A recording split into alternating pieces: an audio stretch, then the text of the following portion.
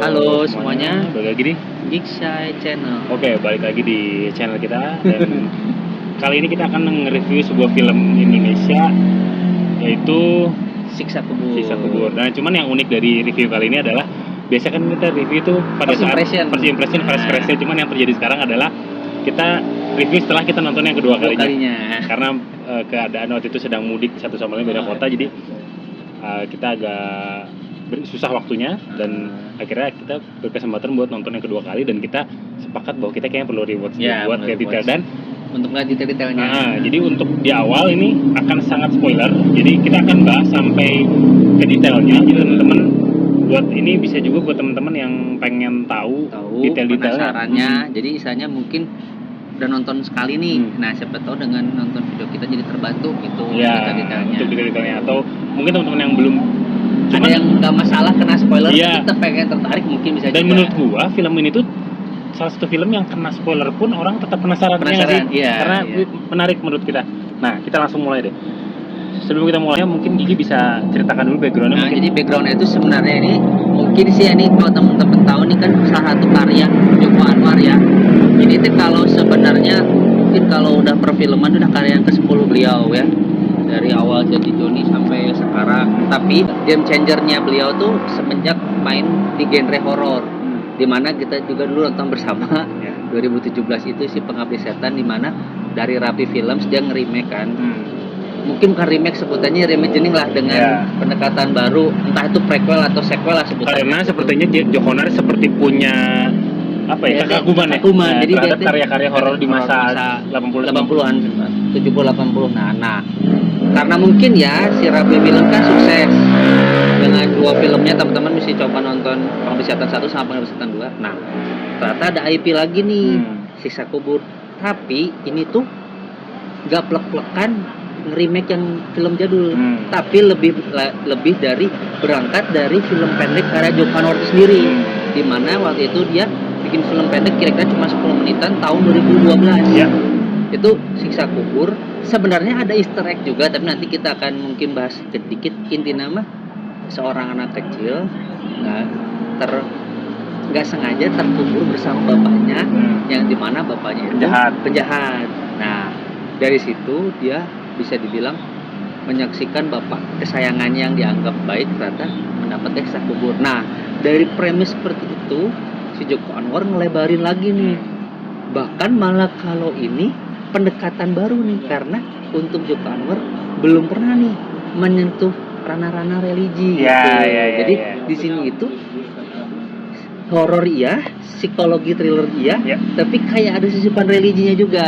Di sini yang jadinya akhirnya pas pertama kali kita ngeliat filmnya, khususnya saya sering share sama si Nego itu, lah pakai lagu topik gitu kan. Jadi wah penasaran ini mau dibawa kemana gitu kan. Nah dari situ, berangkat dari situ akhirnya jadilah film Siksa Kubur ini gitu. Ya, dan memang di sini yang menarik adalah tadi poin film religi horornya ini gitu, karena sebelumnya lebih banyak ke kult, sekte dan segala macam kan, dan di sini memang backgroundnya religi dari latar belakang muslim ya. Dan cuman Joko Anwar juga sudah menyampaikan bahwa ini sebenarnya bisa juga dicerna oleh orang-orang yang non muslim, makanya menjadi menarik.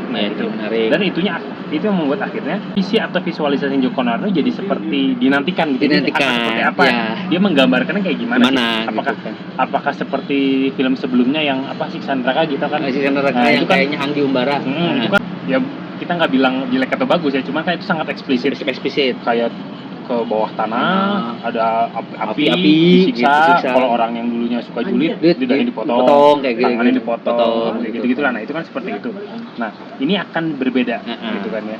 Itu kan jadinya kalau ini bisa dibilang slasher ya. Nah ini tuh lebih ke psikologis horor gitu. Nah itu jadinya penasaran di situ. Kalau bisa kasih contoh, kalau film luar yang psychological horror apa sih? Sebenarnya sih kalau teman-teman salah satunya mungkin Get Out ya.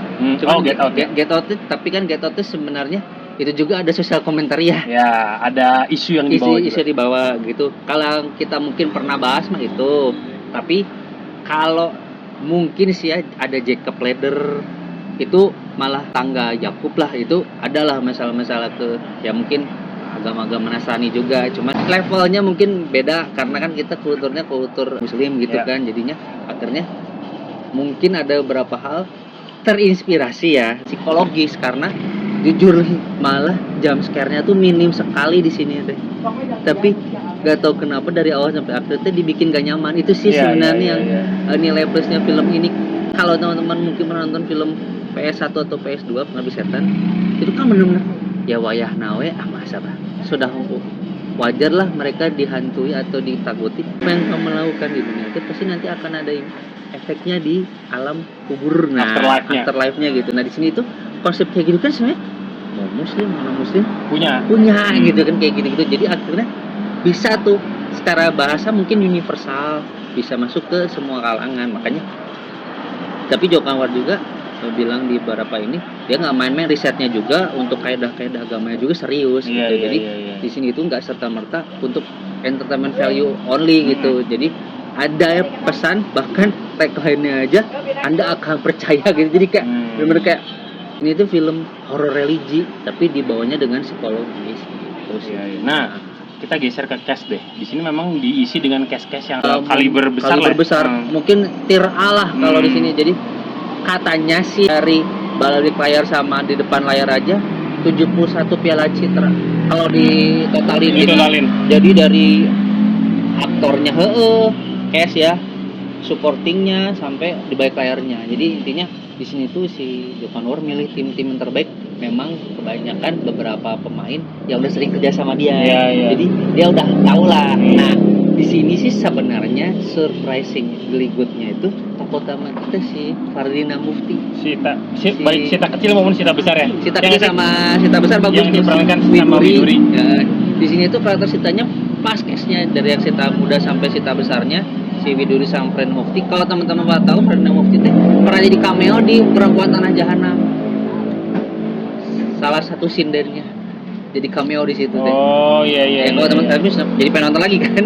Jadi cameo mungkin di situ terdapat peran kecil, akhirnya sekarang dapat peran besar sama Christine Hakim, gak usah diragukan lagi. Terus Arswendi Bening itu mah dari Pengabdi Setan udah sering ikutan kan. Jadi si ustadznya itu. Nah, di sini yang mungkin teman-teman agak kaget tiba-tiba ada Reza Rahardian. Di mana katanya dia terakhir main film genre horor itu 17 tahun yang lalu gitu. Jadi akhirnya dia mau balik lagi. Berarti kan aktor-aktor yang tadi kita sebutin itu teh karena ngelihat naskahnya gitu. Terlepas ya mungkin kena ke mereka atau enggak, tapi teh ada potensi nih di sini kan. Jadinya akhirnya mau gitu main di film ini. Jadi akhirnya meyakinkan gitu karena di sini jujur slow burning sih. Banyak dialog dan itu tuh sebenarnya dialognya itu tuh ya tuh detail-detailnya sebenarnya yang kadang ya ini sih kadang ada yang bilang gambar pasti lebih bisa menjelaskan. Kalau di sini tuh porsinya malah jadi setengah-setengah sih, visual ada, dialog naskahnya juga bisa ngebantu, jadinya 50-50 jadi melengkapi gitu di sini. Inilah yang membuat filmnya jadi sedikit apa ya, bahasanya unik dan mungkin tidak untuk semua orang. Tidak untuk semua orang gitu. Jadi slow burning yang tadi saya mungkin agak ini karena gue pada saat pertama kali nonton gue sempat ada early watch-nya gitu ya. Kayak ini mana siksa kuburnya nggak mulai gitu, ternyata ada pendekatan lain. Nah, kita langsung ke plot berarti ya. Di sini memang secara sinopsis sudah dijelaskan, mungkin teman-teman bisa di-remind lagi. Bahkan lihat di trailer juga sebenarnya udah secara gamblang gitu. Secara sinopsis ini adalah penggambaran satu orang yang pengen membuktikan sesuatu. Jadi sebenarnya lebih kayak gini, sebenarnya bukan soal dia tuh orangnya logis lah bisa dibilang. Jadi karena logis trauma masa lalu. Trauma masa kecil di mana orang tuanya, bapak ibunya mati karena diledakkan oleh bom bunuh diri, di mana kalau di sini itu biasanya itu kan yang karena agama gitu kan. Jadi dia tuh mau ngeliatin ini teh bapak ibu saya teh matinya teh adil atau enggak, apakah karena orang takut agama atau orang yang memang sudah kehilangan akal sehatnya gitu. Nah di sini dia mau membuktikan, dia mau cari orang yang paling jahat dan kalau dia sudah mati dia mau dikubur bareng sama seorang itu, pengen langsung nyaksiin kisah kuburnya apakah benar atau tidak gitu. Di situ premisnya teh sesimpel itu gitu. Di situ dan di situ dibangunlah cerita tersebut sampai di filmnya berjalan secara linear sebenarnya linear. Dibentuk dengan masa kecil seseorang, terus bertumbuh sampai di tengah film itu ada satu adegan yang menjadi turnover filmnya ini, gitu. Dan kan? Itu kalau di awal nonton atau mungkin secara sepintas seperti berjalan biasa aja, cuman ketika diperhatikan ternyata itu menyiratkan satu detail-detail yang sebenarnya ini teh jadi bikin penonton teh bertanya-tanya gitu ini kan. teh di pertengahan film sampai ke belakang itu digambarkan seolah-olah kejadian itu nyata atau enggak gitu. Nah, itu halusinasi atau enggak gitu kan. Karena setelah kejadian yang jadi di pertengahan film tokoh utama kita akhirnya jadi dikuburkan bersama orang terjahat. Ya, orang terjahatnya, dan di situ tidak terjadi apa-apa. Tapi setelah itu banyak kejadian aneh. Nah, di situ banyak kejadian aneh yang digambarkan secara implisit. Secara implisit. Dan juga eksplisit. Iya. Nah, ada juga tapi situ teh jadi kayak kita tuh makanya kita coba psikologis. Ini teh kita bermain gimana gitu ya. Jadi ini teh tanda kutip halusinasi Sita atau kita penonton yang diarahkan ini sebenarnya nggak nyata. Kalian juga berhalusinasi. Jadi lucunya di sini tuh apa ya, kayak meta gitu. Jadi penonton teh jadi kayak breaking the fourth wall itu karakter, jadi kayak posisinya Sita teh kayak posisinya penonton gitu jadinya di sini. Cuman ini yang di sini yang secara visualnya nyata, sih, nah itu apa yang nyata itu nyata atau, dan sebenarnya setelah kita nonton kedua kali detail-detail itu tuh sebenarnya udah ada di awal tuh sudah seperti dikasih potongan-potongan puzzle. Dan itu ketika dipasangkan di pertengahan ke belakang tuh ini. Nah itu sih mungkin kita akan mention, ini spoiler alert, mungkin nanti kasih tanda detail-detailnya gitu. Jadi mungkin kita analisis kita mungkin berdasarkan detail itu bisa dibilang mendekati. Tapi aku sukanya di sini tuh Joko Anwar juga setiap di interview silahkan orang berinterpretasi masih. Jadi di sini tuh aku sukanya malah nggak disuapin. Nah di sini tuh yang menariknya sih itu, jadi akhirnya orang teh punya interpretasi sendiri terlepas dengan basic religi atau enggak gitu. Wah, dari yang kita lihat visualnya aja ada detail-detailnya. Nah mungkin coba yang detail. Menarik dari film ini adalah kan ini udah berjalan beberapa hari kali ya. Udah hampir seminggu lah.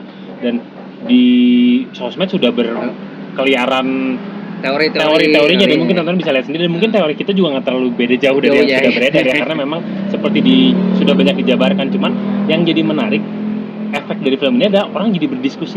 Dan itu yang menurut gua si jumlah penontonnya itu meningkatnya itu agak-agak pesat di belakangan karena jadi pembicaraan. Word of mouth. Nah, kita akan sebutkan beberapa poin yang mungkin teman-teman kalau menonton atau sudah nonton mungkin bisa diperhatikan. Yaitu adalah kalimat di mana siksa kubur itu adalah ketakutan lu yang paling besar.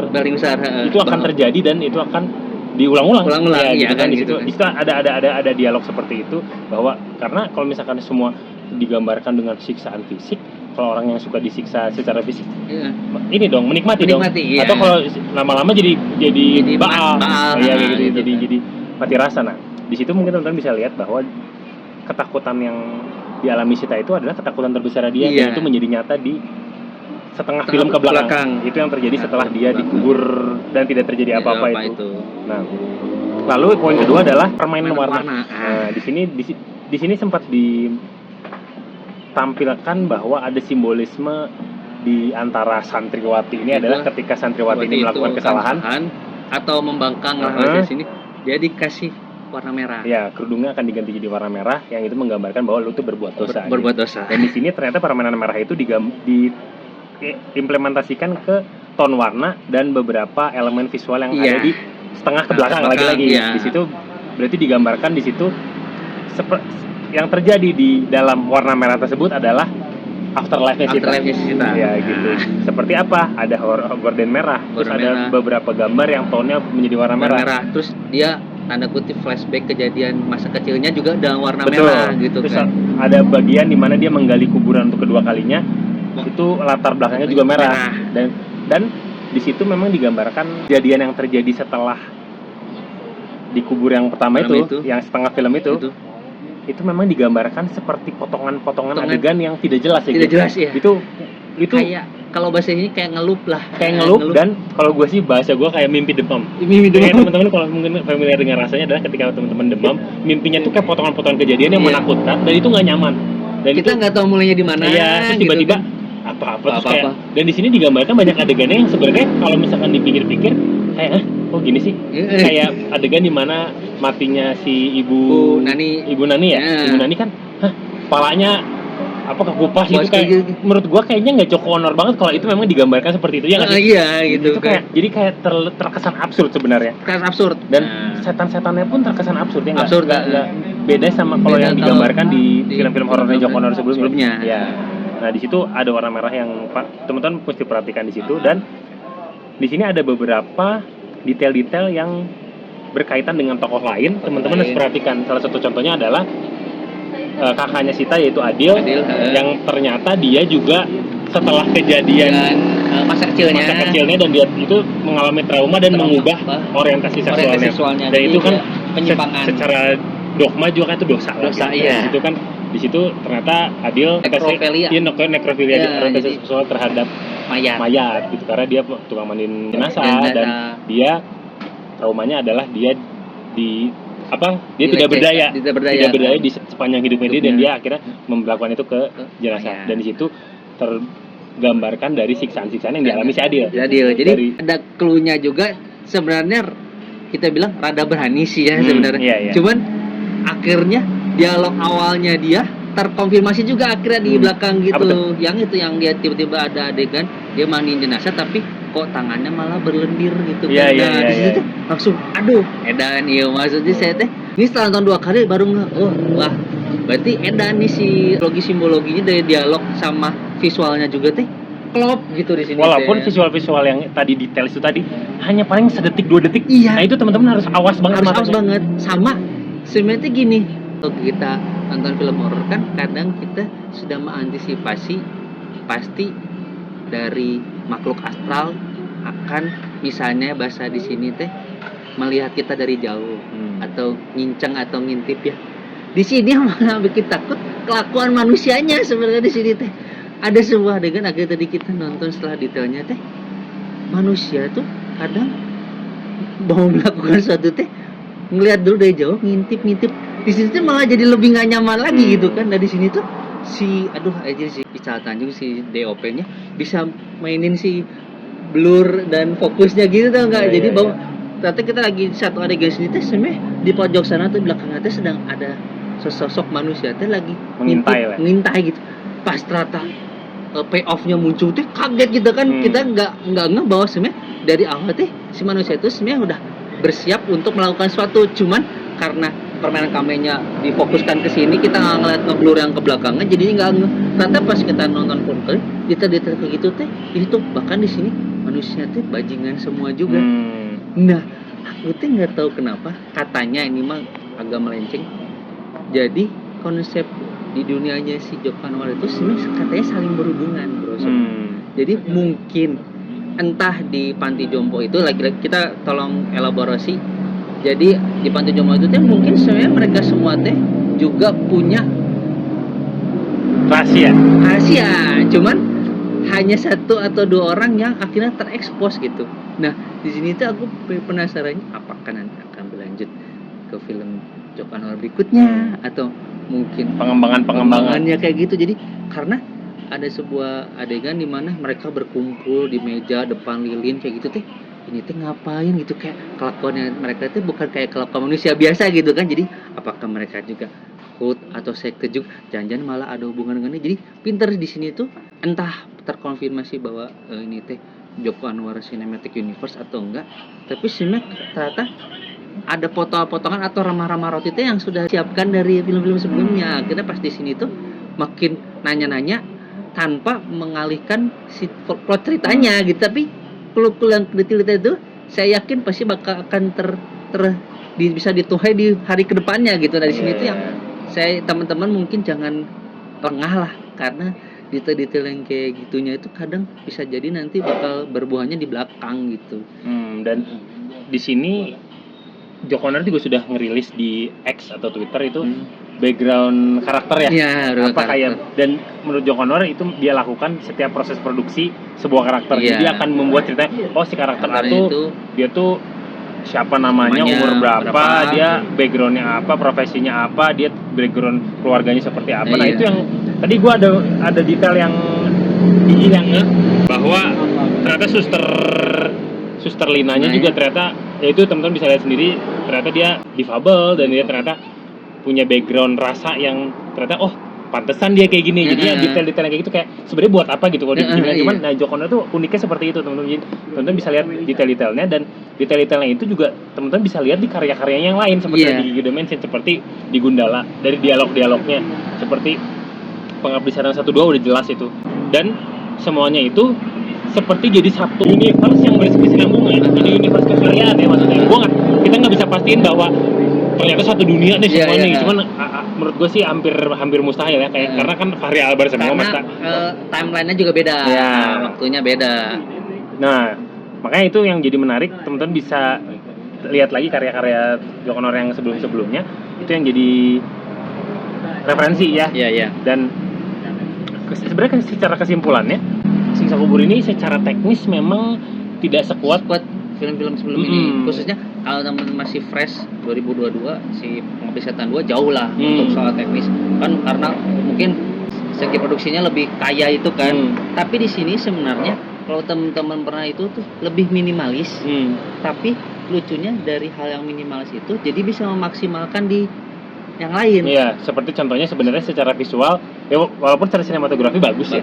Cuman gue ada yang agak sedikit mengganggu tuh CGI ya. Cuman sound engineeringnya, sound productionnya bagus. Nah di sini nih, aduh kacau bisa, itu kayak bener-bener bikin atmosferik. Horornya kerasa pisan karena dari soundnya. Jadi asli ini mah kalau nonton di bioskop apalagi dengan sound system Dolby Atmos atau yang bagus tuh kayak bener-bener immerse gitu di sininya. Memang mungkin untuk benar kata si Bego, untuk secara sinematografi ada yang agak dikurangin, walaupun bukannya jelek banget tapi cukup lah lumayan gitu kan. Tapi akhirnya untuk soundnya kayak langsung merasuk ke jiwa gitu.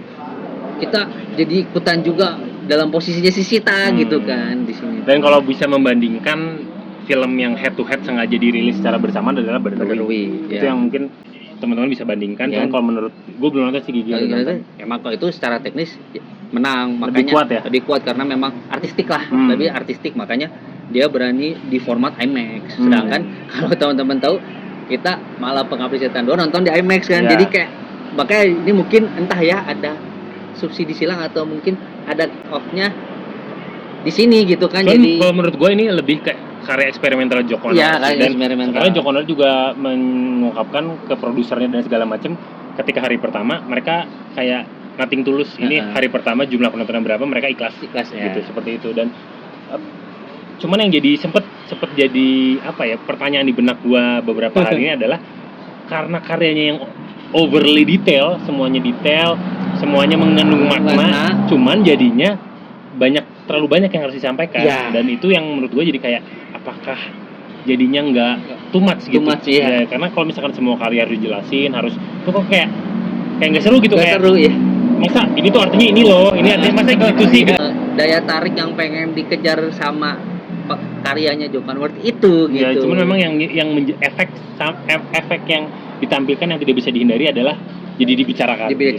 Dan poin terakhir yang memang kita pengen sampaikan adalah kalau teman-teman rewatch itu akan sangat membantu dalam proses pencernaan filmnya. Iya. Gitu. Sedangkan 2 kali lah. Iya, 2 kali. Jadi ini ternyata gitu.